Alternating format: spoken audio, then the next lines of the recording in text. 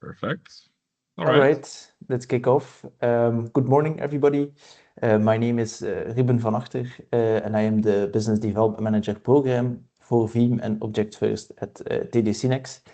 Thank you for joining us today and welcome to our Object First webinar.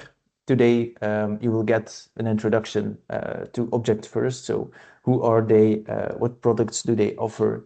How can they, together with Veeam, protect you and your customers' data against ransomware? How can you become a partner? How can you earn more by offering absolute immutability to your customers? These are all questions that will be answered to you today by Frank de Haan from Object First. Let's make this webinar as interactive as possible. So if you would have any questions, feel free to drop them in the Q&A box. We will try to answer them during the presentation or at the end of the webinar where we provided some time for a Q&A.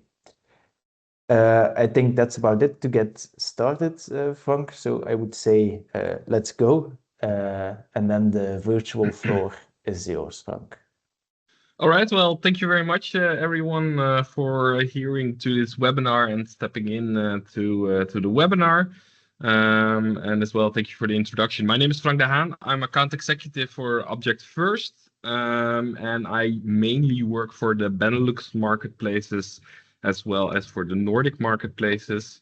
So I will give you a brief introduction about Object First and what our product is, where we come from, what the history is, and what kind of additional value it could be for you. So to give you a brief introduction about the history, the founders of us, Radmir Timoshev and Andrei Baranov, were first the founders of Veeam. They started Veeam back in 2006. And after, when they have sold Veeam, they basically immediately started with Object First. Initially, they said we will never work in hardware, but they saw that if you really want to protect your backup data, you have to have the right underlying hardware for it. And they saw this was something in the market that was still missing from their end. And that is the reason they have started this company, because they wanted to give the promise to their customers that they really wanted to protect their data. So the vision is to deliver the best storage for Veeam, which is 100% ransomware-proof with absolute immutability, respecting the zero trust data resilience principles. And to really step into the reason why, as you can see, plenty of companies have been attacked lately in the past years by ransomware. They started a bit during the COVID period, where it became way more familiar in the area to attack companies. And the main target was their backup data, as you all could probably imagine, because you're working in the field. It's the most vulnerable form of data to attack, because it creates a sort of last line of defense for a company. And what we also saw, because this is a study that has been conducted by the ESG in 2025, and what we saw there was that 50% of the victims of ransomware couldn't recover within a week. And this could be, of course, a financial issue, because not recovering for a week means lots of financial problems. But in a case of a hospital, for example, what we saw in one case in the United States, that a woman had passed away, a patient had passed away because they couldn't reach the information of the patient. So it is important after a ransomware attack happens to recover as soon as possible. And here's also like a small showcase of that studies that just 25% could recover half or less of their data. Which is in that sense pretty significant. So it's important to have a solution that can fight against it. This is as well conducted by the ESG to showcase some of the psychological effects behind it. I come from a psychological field, so for me this was an interesting factor as well.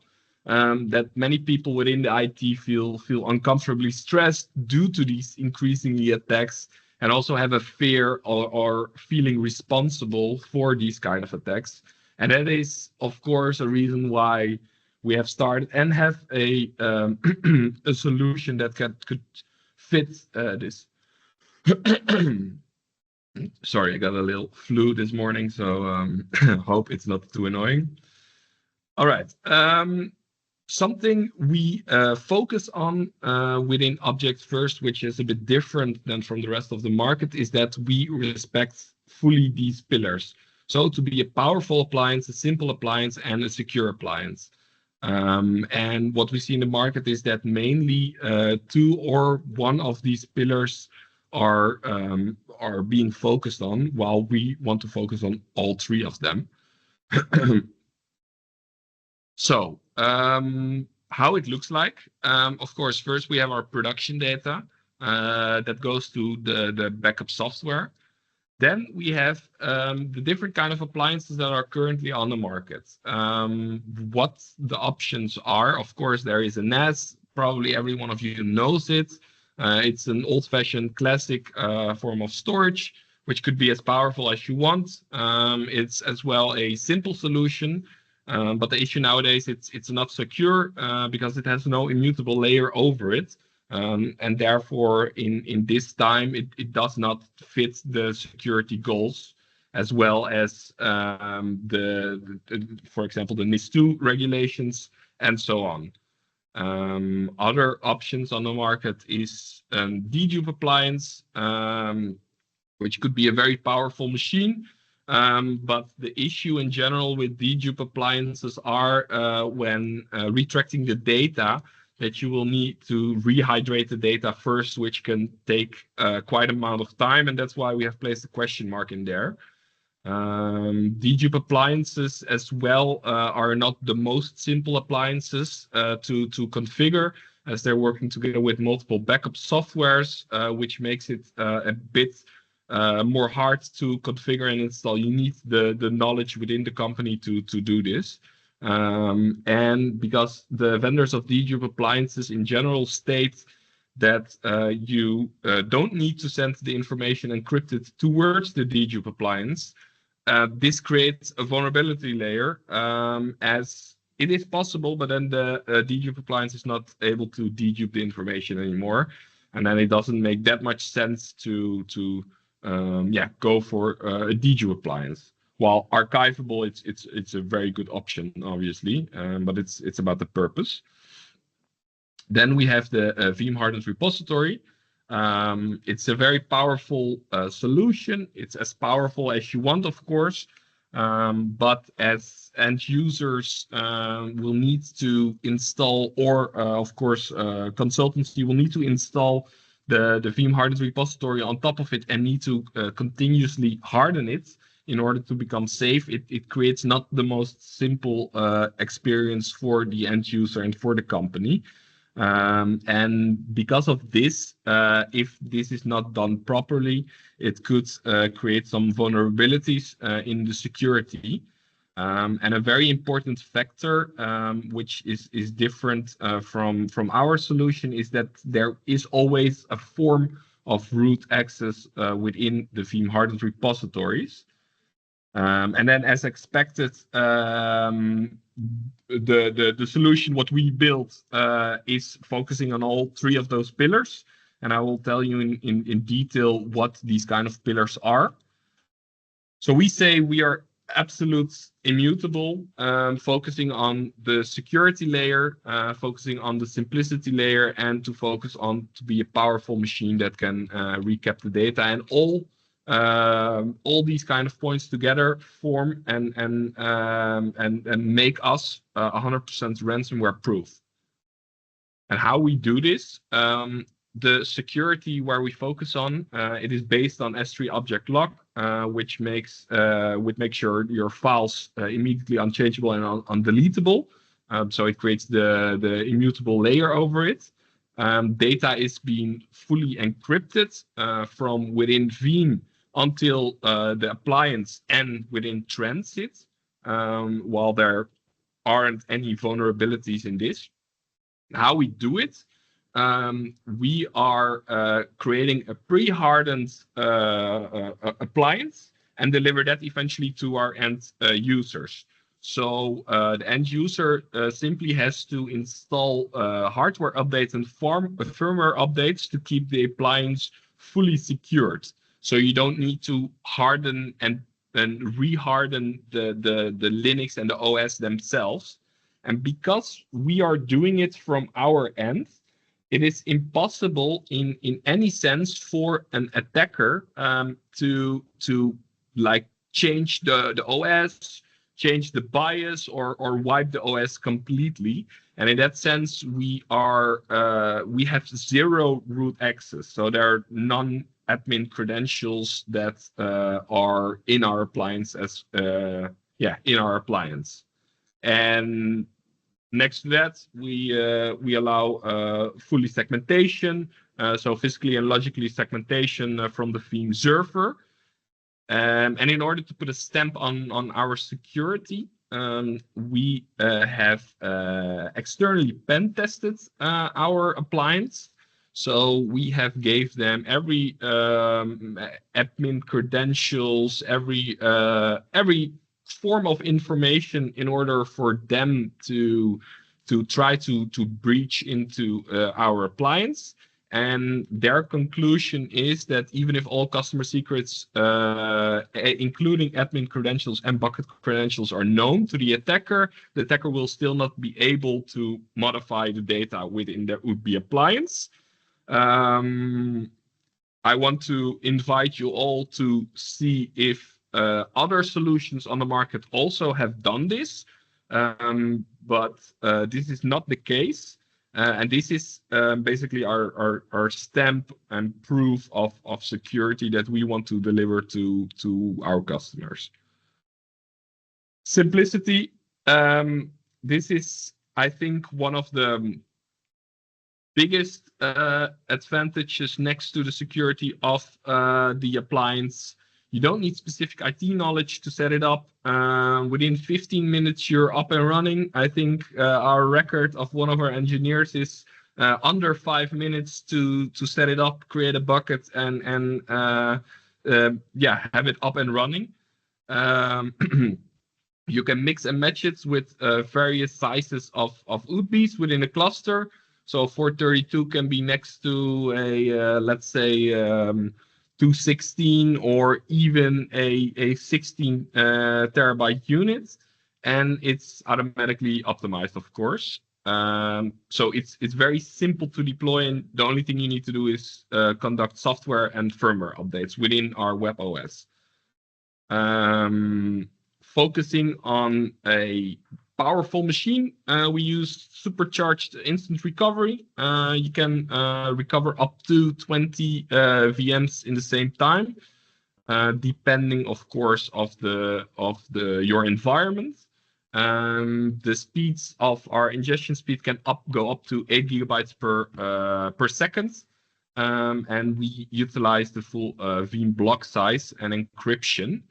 And something else, what we are doing is we are utilizing the complete SOS API that has been created by Veeam and partially by us. So what it does, we have all the different features where there is an automatic load balancer in it, so the customer doesn't need to install a separate load balancer, which could be an expensive solution. As well as it stretches automatically data between the different appliances to keep up with the ingestion speed. And because of this SOS API, we can utilize all the different network cards within the appliances, so the recovering of the data can go as smooth as possible, and that's all due to the SOS API. where we are currently the only one, the only vendor who is using all the different features of this. And this is all being possible because we don't work with different backup softwares. We solely and purely work with Veeam, and that is the reason we are able to do this. We trust the zero data. We trust the zero trust principles. Have been initially founded, I think, by the U.S. government in order to assume breaches, verify explicitly, and use less access, probably known by you. And within the backup world, and what Veeam has founded were the data zero trust data resilience principles, specifically for the backup, which is using the segmentation of the backup software and the backup storage. Has multiple resilience zones, so the 3-2-1 rule, where it now has been added to the 3-2-1-1-0 rule. Which is basically standing for one immutable copy with zero errors, and as well to have immutable backup storage. Okay. So then immutability and absolute immutability. There are many vendors on the market saying they are immutable, unchangeable data, but what does it mean to be absolute immutable? Absolute immutability is that even if all the admin credentials are known, the OS still cannot be changed. So immutability is non-changeable and not changeable data. But what if a hacker, for example, breaches in, changes the time to 30 minutes, 30 days in the future, and then the immutability layer is over, and then still is able to change or delete the data, then it creates, of course, a sort of immutability, but it's not absolutely immutable because there is root access. And because at our appliance there is zero root access, we can say that we are 100% immutable if you compare this in the market. And therefore, we say we are the best storage for Veeam, and therefore we are the best storage for Veeam possible. How it works, you can use it as a primary backup target. So it can mainly it's used for a first appliance for our customers, as then you have if something happens with the data, the most critical data is there, and then you can retrieve the data as soon as possible. As well, what we also see a lot is that it's being used as a secondary data center, so that we have it on two different locations, because if something happens to the first appliance, then the secondary appliance has also the same advantages, and therefore you have your data fully secured in case of emergency. It's not needed. You also can combine it with, let's say, a Veeam Data Cloud for long-term retention, but then it's up to the customer. If you want to go fully on-prem, then we can highly suggest to do it on two different locations. And then you respect completely the 3-2-1-1-0 rule of Veeam, as I mentioned before, to have an immutable or air-gapped solution without any errors. So then, how does it work within a cluster? If you start within a cluster, I think you cannot see my mouse, but if you start within a cluster, let's say you have the 432 appliance, that's our biggest appliance, you start with 2 GB of ingestion speed. When you add another node to that cluster of also the 432, the total amount of gigabytes will go to 864, but instead of the ingestion speed stays the same, the double network cards will increase that ingestion speed as well to 4 GB per second. And because of the SOS API, we balance out and we stretch the cluster over both of the appliances, and then we're able to retrieve the information on this skill. And that happens as well. If you add another cluster to it, it will become 6 gigabytes of ingestion speeds. And that is the same for adding a fourth unit in there. So, and in that sense, you can secure that your data is being retrieved as soon as possible. So where do we deliver for? We deliver for smaller companies. We have some mini appliances I will show you in a bit. We also have medium versions, and we also deliver on enterprise level, which can go up to 7 petabytes in total. This has been tested up to 7 petabytes, but in very unique cases, it could even extend that 7 petabytes. But that needs to be tested first. This is what we have tested for now. The different kind of form factors. There is a small desktop version we have created last year.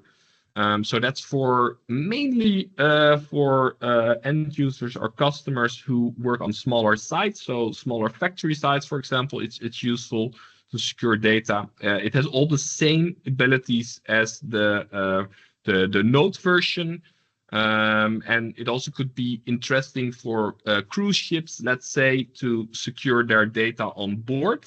But of course, for the classic data centers, we have the following options: the 18, 36, 72, 144, 216, and 432 variants. Then, what's new? As I stated, this is the mini, which has still all the same capabilities, which is available in CapEx and consumption model based units. Then, what is also new in for Object First is the honeypot. Probably you have heard about it, or you know it, how it works. What we have done, we have built it into our web OS, so it's completely included. So it basically creates an early trigger when something is within your system. So it's an early warning protection which has been built in and doesn't need to be done externally anymore. And an ease of life. And as well, what we are going to introduce in 2026 is so it's going to be, I think, in some months this is up and running. If you have multiple locations, Fleet Manager will help you to manage all the different locations in one overview in one web OS, which is coming back to the simplicity that we want to achieve for our customers, to create it as simple and as clear as possible where to manage all the different kind of appliances and what is going on with them. These are also being all these different kind of appliances. We also can do it in a consumption model base. Consumption model base is in that sense more of a financial trick. You pay per month for the terabytes you need, and you can scale gradually. What also is the difference with a CapEx model is, of course, it's an operational expense. So if the capital expenses already have been spent, it could be a very interesting option as well to start with, as well as it could be a very interesting options for resellers, partners of us, let's say, within their own data centers, as the information could grow significantly. And then a consumption model based is an ideal solution for that. So as stated, you pay for what you use. We size that and we check what you need. So it's very clear what the expenses will be over the year. So it's very predictable. And to have for the resellers currently that are listening, if this is something interesting for you, or just in that sense work together with us, we can schedule in a meeting with one of our partner managers. The enrollment period is very simple and straightforward in that sense. And from there on, we are able to create the collaboration between both parties. So we are looking forward to hear any questions from your side. If there is anything we can help you with, we would love to work together or explain you more. So yeah, thank you very much, Ruben, as well, for allowing me here to to introduce Object First to you all. So this was my presentation about Object First, and if you have any questions, don't hesitate to ask them. Thanks, Frank, for the brief and clear presentation. Let's wait until we see maybe some questions in the Q&A, and otherwise we can close off. Yes. In the meantime, I can already mention that we will send out a follow-up email to all attendees of the webinar, including the link to the recording and the slides, of course, from Frank.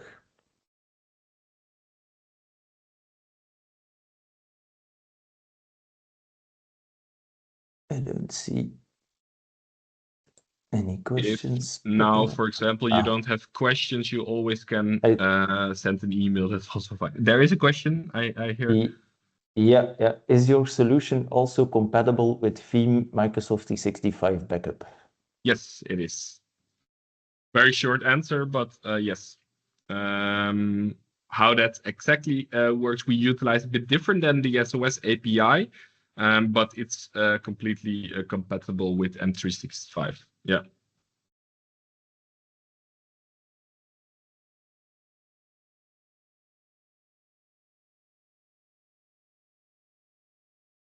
Another question, are all features included in the future? All features as in of the SOS API, or? That's not mentioned yet.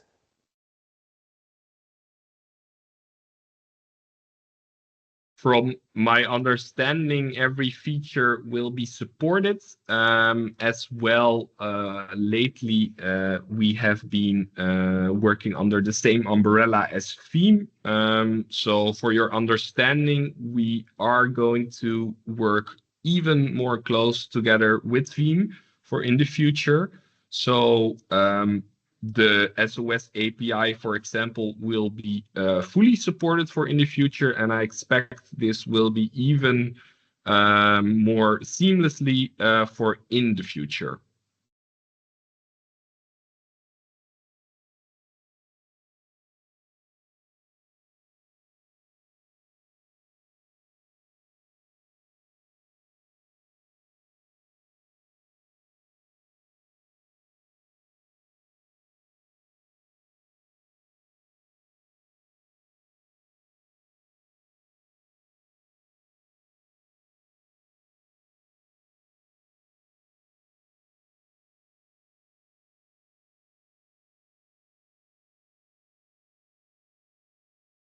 Is there anything else, Ruben? Yeah, I do see a reaction on that question. So to avoid paying for only a set of features instead of all, which was on the question on are all features included in the future? Let me check. Wait, I'll stop this sharing for now because I cannot see the screen otherwise. Maybe it's more easy to also read along with the questions. All features. To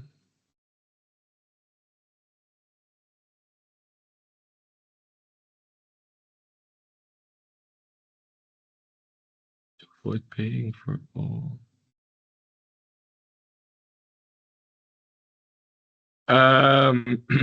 Frederick, I do not really understand your question. To avoid paying for only a set of features instead of all. If you want, we can have a quick call afterwards, or we email and then we go over it to make sure that we understand each other fully. I can maybe try to unmute the participants so that we Yeah, can. that's also Let's an see if we option. can do that. That should be possible now. So Frederik. Can you hear me? Yeah. Yes. Good, good. This is a question. Thanks for unmuting us. This is a question that I have to any vendor that I work with. Yeah. Because sometimes I have experience with storage systems, data protection systems, and so on for many years. And every time I talk to any vendor, you get a price for a product, and sometimes it includes all functionality here and now, and hopefully in the future. But sometimes you get a basic license that you pay for, which you can expand to more advanced features if you pay for that subscription instead. And that's the reason for this question. Understood. Okay. Yeah.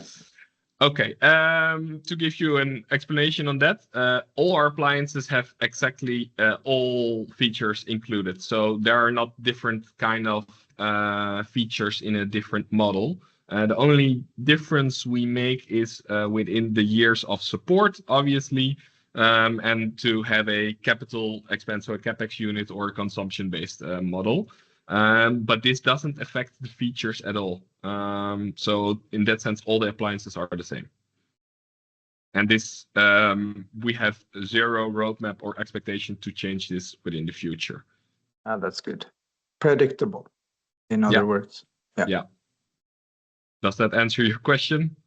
Definitely, yes. All right, perfect. And because everyone is unmuted, or not? I think so, right? Able to unmute themselves. Yeah. Able to unmute themselves. Is there anyone else who wants to ask something?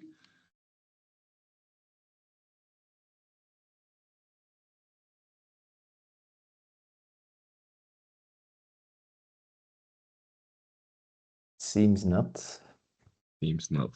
So well, if there are any future questions popping up, don't hesitate. I think you all have my information and as well Ruben's information.